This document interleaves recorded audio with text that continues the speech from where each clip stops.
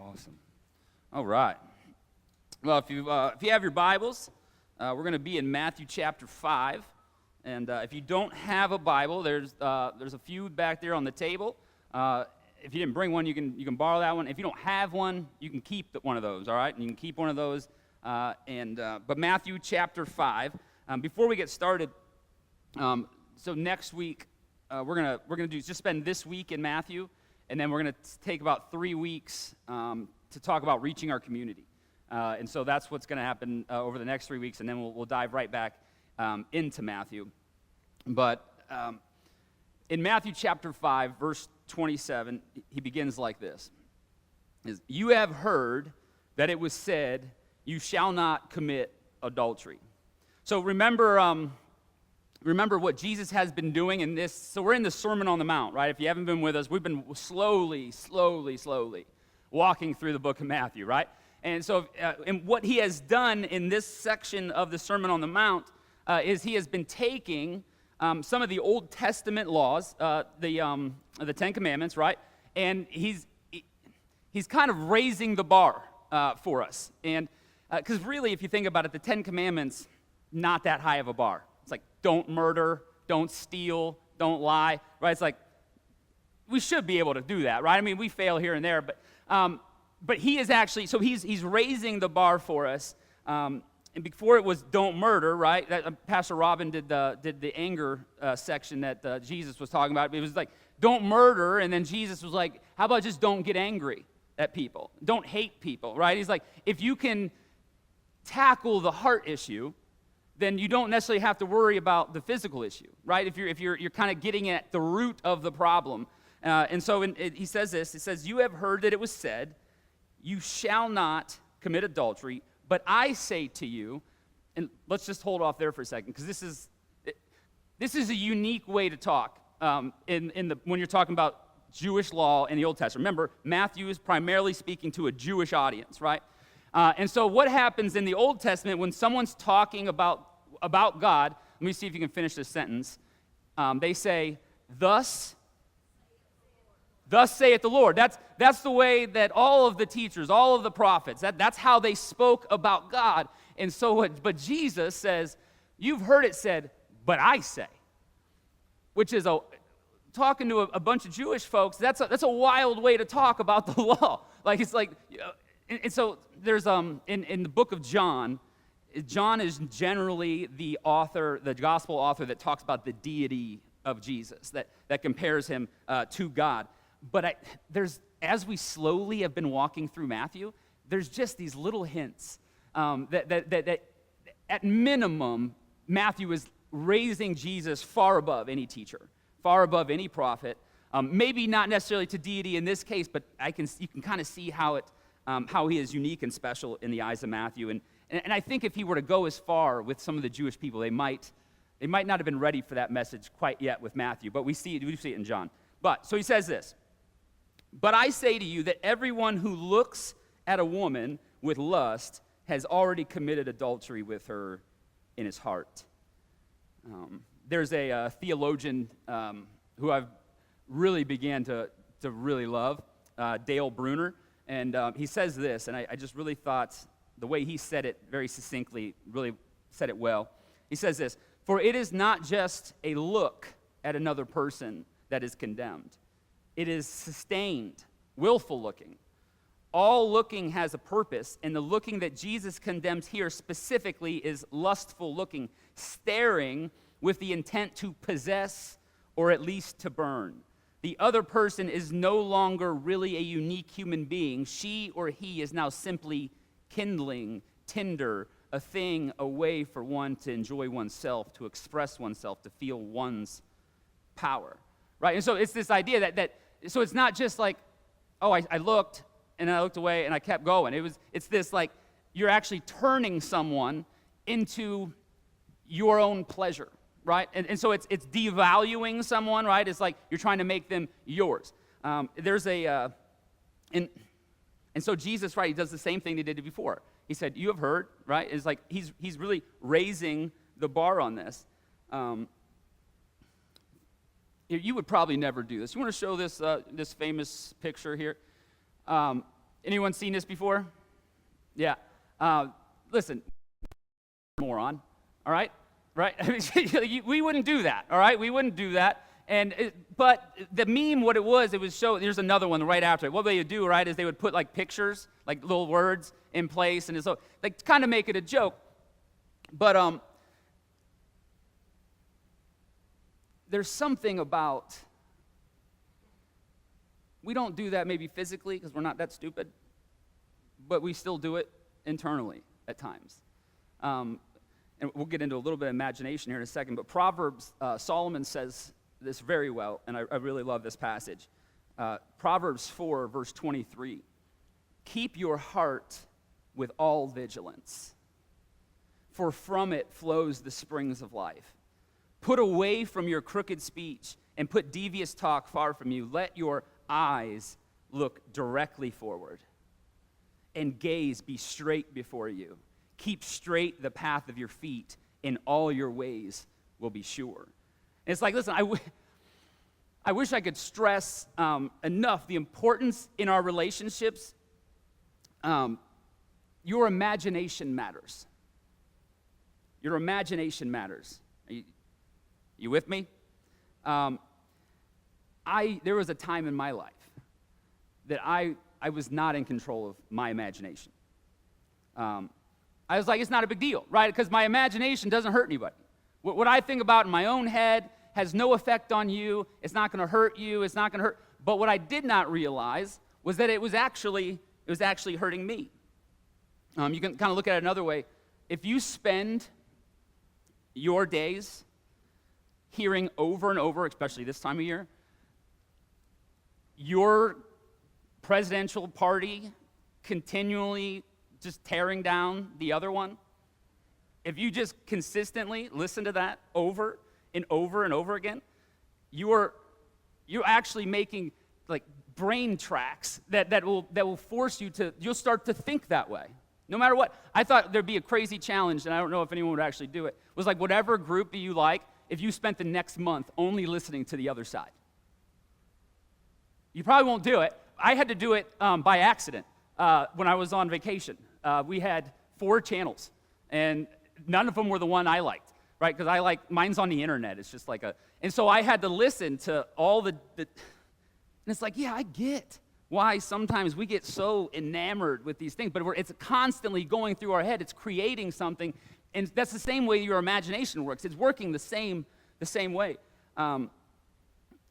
That's why people spend, or corporations spend millions of dollars on advertising, right? It's because they want to repeat something over and over and over, so that they create the pathways in your brain, so that when an opportunity arrives, your brain already knows what to do, even if you're not aware of it. And so that can happen when we're imagining things we shouldn't be imagining. It's like, maybe that won't hurt me, until an opportunity comes up for that imagination to happen. And then your brain goes, oh, I was already planning on this. Even though you physically weren't, your brain, you've created those things. So you have to keep straight, right? You have to keep your eyes straight, keep your path straight, and take care of your imagination. In verse 29, he says this. He says, if your right eye causes you to sin, tear it out and throw it away. It is better for you to lose one of your members than for your whole body to be thrown into hell. And if your right hand causes you to sin, cut it off and throw it away. It's better for you to lose one of your members than for your whole body to go into hell. And so Jesus is really direct here, right? It's hey, do whatever it takes. It is hyperbole, okay? We're not gouging eyes out, right? We're not cutting hands off. He's trying to make a point, right? That this is serious. That you have to actually, it's something that you have to do. Like sometimes we just want Jesus to take care of everything for us, right? It's like, Jesus, fix this. Jesus, fix this. It's like, some of this is like, you have to do some things, right? We have to take care of some things. We have to work on redirection when we get into these places. Because there are no chastity belts for the imagination. Are you with me? Right? It's on you. And so, try this. Don't think about an elephant. Right? So it's like you can't tell yourself, like, don't think about that. Like, it doesn't work. Like, your brain does not work that way. If you tell it not to think about something, that's what it thinks about, right? So you actually have to redirect what you're thinking about. You have to think about something else. And once you get down that road, a road that you don't want to be on, at some point you have to realize it, and you have to think of something else. But it takes time. It's a muscle that you really have to work out at, and begin to redirect your thoughts. And it's not just lustful thoughts. It's actually, it could be angry thoughts. If Ashley and I get into an argument, I could do three things. I could sit there and think about how wrong she was, right? I could do that. Anyone do that? Right? It's like, I'm going to think about it, and think about it. Yep, wrong. Yep, she was wrong. Yep, she was wrong. Or I can think about, try to find at least one thing that I did wrong there. That's a redirect, right? Is there something that I did wrong? Because there almost always is. Almost always something that I did wrong. And so it's like and there's almost always something that you did wrong, right? It's like you are not perfect in these relationships. So you can do that. Or three, I can think about all the things I love about her, right? And these are just redirectings, right? It's not, and then we can go back and listen. The arguments are way better after you come back with something I did wrong and how much I love you and what and all the good things about you, right? That conversation changes immediately. But it's a redirection, and it's not easy, right? Because you want to sit there and be angry. You want to sit there and justify the way that you acted. You've got to redirect. And this is probably an appropriate place to talk about this. When you look with lust, it is not the other person's responsibility. When you look with lust, it is not the fault of the person that you're looking at. I grew up in a church that they allowed swimming, okay? So we weren't super strict. But all the girls, if you wore a two-piece, the youth pastors had a shirt, and they would give the girls a shirt to wear when we were swimming. What did that teach me? It taught me that other people are responsible for my lust. That's what that taught me. It taught me that other people are responsible for my lust, and that if they're showing more skin, and here's a dangerous thought, if someone's showing more skin, they want the attention. Are we dealing with that? Like that's what I was taught. Now they didn't say that. They didn't say that out loud.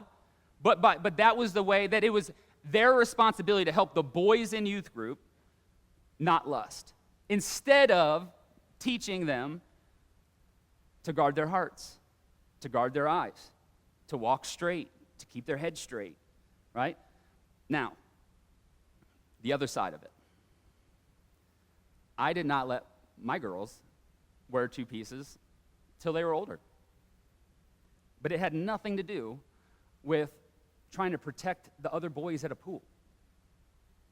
I'm aware that I was worried about the lust of bad people, right, that would do damage to my children, right? And so I was taking care of that. I wasn't trying to protect boys from lusting, but I was trying to protect them from perverts and people that would want to do them harm, right? So do you see that there's a tension to manage as parents for sure, but it's also our own responsibility. You cannot put that on someone else, that the way that they choose to dress affects you, like you are responsible for you. And that's something that our culture has not always done well. You with me? All right, good. I wasn't sure if I'd make it through that one. All right. So the next verse says, it was also said, and before I get there, go back. If you thought those passages were a little tough, the next two verses may be the toughest verses in the Sermon on the Mount for sure. Probably in all of Matthew, and probably top 5 in the New Testament. All right, the next two verses. So here we go. Verse 31. It was also said, whoever divorces his wife, let him give her a certificate of divorce. But I say to you that anyone who divorces his wife, except on the ground of sexual immorality, causes her to commit adultery, and whoever marries a divorced woman commits adultery. Someone say, wow. When I was 10-ish, I had a friend that lived down the street from me, and I remember when his parents went through a divorce. And my parents divorced before I was aware, you know what I mean? I don't remember that, but I remember my friend's parents going through it. And I remember the one thing he told me. He said, our pastor said me and my mom aren't allowed back in church. And that I'm a bastard. That stuck with me. That was 20 years ago, 25 years ago, something like that. But even at that age, I was aware that that was not the way that the church was supposed to be. Like, I didn't have a lot of understanding, but there was just something in my spirit that was like, aren't we supposed to be bringing people in? At 10, I was 10. I was like, what are we're supposed to be bringing people in, not pushing people out and putting more shame on people. So I love that song, just that about my shame is undone. Right? That's what Jesus does. He undoes shame. And so this passage has been used to shame people, but it's not necessarily what it's about. But listen, there's a stigma around divorce that churches, they may not say it, but believe that it's one of the worst sins. And I know this because it's one of the only ones that they won't let someone do this job, my job, pastoring.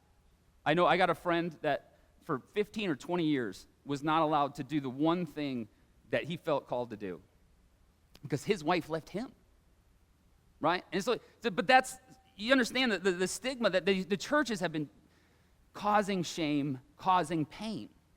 And it's just not what this passage is really about. And we see people fall away from church because of shame all the time. And it's not always the church's fault. Like sometimes we feel bad and we don't know how to, maybe we are at a grace-giving church that loves us, but man, shame is tough. Shame is hard. Listen, it almost kept me out of church. You know what I mean? Like it can be so devastating. But how many churches do we know that have a divorce ministry? Right? It's just not something that we're doing well as a church nationwide. Like there's a few. But divorce is one of the most difficult things people ever go through. It's some of the most painful things anyone's gone through. And it's the one time that the church seems to just kind of turn its back. And it's like that's not who we are designed to be. It's not who we've been commanded to be. We're supposed to be people that undo shame. And so let me, to be clear, Ashley and I have both been divorced and now we're married together, all right? So, so technically, right, according to this passage, I committed adultery marrying her, right? And I'm the last person who would want to put shame on anybody else. That's what that verse kind of says. But listen, what we miss is context with this passage.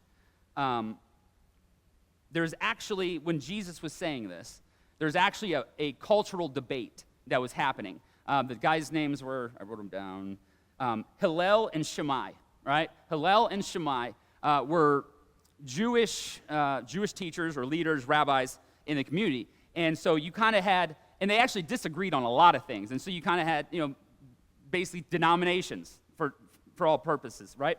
And so one of them believed that you could, and what they were disagreeing over was the divorce requirements that are in the Old Testament in Deuteronomy. They didn't agree on this. So this is the passage. This is what it says. And this is what they disagreed on. Suppose a man, this is Deuteronomy 24. Suppose a man enters into marriage with a woman, but does not please him because he finds something objectionable about her. So he writes her a certificate of divorce, puts it in her hand, and sends her out of his house. Then she leaves the house and goes off to become another man's wife. Suppose that the second man dislikes her, writes her a certificate of divorce, puts it in her hand, sends her out of the house, or the second man who married her dies. Her first husband, who sent her away, is not permitted to take her again to be his wife after she has been defiled. For what would be abhorrent to the Lord and you shall not bring guilt on the land that the Lord your God is giving into your possession. And so Shammai held that a man may only divorce his wife for a serious transgression. But Hillel allowed divorce for not cooking dinner right. I mean, to the degree, like literally, if you didn't like something, under Hillel said, if you didn't like something, you just get rid of her, right? And so this is what Jesus was speaking into. He was kind of letting them know that this isn't exactly the way that this was designed, but this is what Dale Bruner, I'm just going to read him again, because I read this and I was like, oh, that makes more sense. So you'll see it or not, but it says this. This is what Dale Bruner said. He said, Jesus' command of fidelity has only 3 provocative sentences. But in these sentences, we have a summary of Jesus' essential feelings about the marriage relation. The Mosaic requirement of a bill was a civilized act at the time, for the ancient people of God were apparently, and this is what kind of blew me away, the people of God were apparently dismissing their wives too easily. Right, so Deuteronomy 24 is divorce legislation. Jesus will later teach was concessionary legislation. So it wasn't ideal, but it's being allowed. And so here it was, is intended, and this is what I didn't see. It was intended to damn the eroticism of male chauvinism that dismissed wives without sufficient legal rights and then thought that it could take them back at pleasure. The paper of concession at least put a legal right into a woman's hands, if not a sense of self-respect for their hearts. So the idea behind this was to protect women, because marriage at that time was the main protection for women. You got married to survive to some degree, right? And unfortunately, it's considered property at that point. But this gave women a chance at some point. So it's like we read it and we're like, oh, this is, how do we do this in our world, in our context? And it's like, that doesn't make a lot of sense. We live way longer now. There's all kinds of this stuff. But I loved that it was about protecting people, because that's so much closer to what Jesus calls us to be, to help people who are not able to help themselves. And so in that time, women were super vulnerable if they were not married. And so this protected them, all right? Does that make a little bit of sense? I did not understand that at first. That kind of blew me away because I never saw that before. Now, there's one more passage that has been used to shame people who have been divorced. And it's it's in the Old Testament. It's in Malachi chapter 2. It says this, verse 13. You cover the Lord's altar with tears, with weeping and groaning, because he no longer regards the offering or accepts it with favor at your hand. You ask, why does he not? Because the Lord was a witness between you and the wife of your youth, to whom you have been faithless. Though she is your companion and your wife by covenant, did God not make them one flesh with spirit in it? And what does the one desire? Godly offspring? So look to yourselves, and do not let anyone be faithless to the wife of his youth. For I hate divorce, says the Lord, the God of Israel, and covering one's garment with violence, says the Lord of hosts. So take heed to yourself, and do not be faithless. God hates divorce. I've seen that. Listen, I've seen people walk into small groups and churches and explain, like, hey, I'm getting divorced, and they would use this. God hates divorce. God hates divorce. And if you think about it, I hate divorce. Do you know anyone that likes divorce? Right? Like, no one gets married in order to get divorced. Like, I really just love divorces, but you got to do the marriage thing first, right? The person doesn't, that's not happening, right? You should hate divorce. It's painful. No father wants to see their children in pain. It messes with children, messes with kids. It can affect their attachment styles. They have to watch you date, which causes some neglect. Because you fall in love and all your focus is on your new, it does cause some neglect. Whatever time you thought you had with your children, if you thought you had 10 Christmas mornings, you have 5. It's a death of a past, and it feels like a death of your future. So of course God hates divorce. He hates all of the pain it causes. But that doesn't mean at times it's necessary, right? It is necessary sometimes. Listen, Jesus, he sets the bar high, right? That's a high bar. But remember what he said earlier in Matthew 5, verse 20. We went over this like 3 months ago. So if you forgot, I brought it up. For I tell you, unless your righteousness exceeds that of the scribes and Pharisees, you will never enter the kingdom of heaven. So he raises that bar. And the more and more, the more and more you read the Sermon on the Mount, the more you realize your inability to accomplish it. I mean, you're going to get angry with people, right? But it's about fixing it, right? You might look a little too long at something, but it's about adjusting it, redirecting it, right? So Jesus does something for us because we can't meet the requirements of the law, because we can't be perfect, that he became perfect for us, right? That's Romans 3, verse 21. But now, apart from the law, the righteousness of God has been disclosed and is attested by the law and prophets, the righteousness of God through the faith of Jesus Christ for all who believe. For there is no distinction.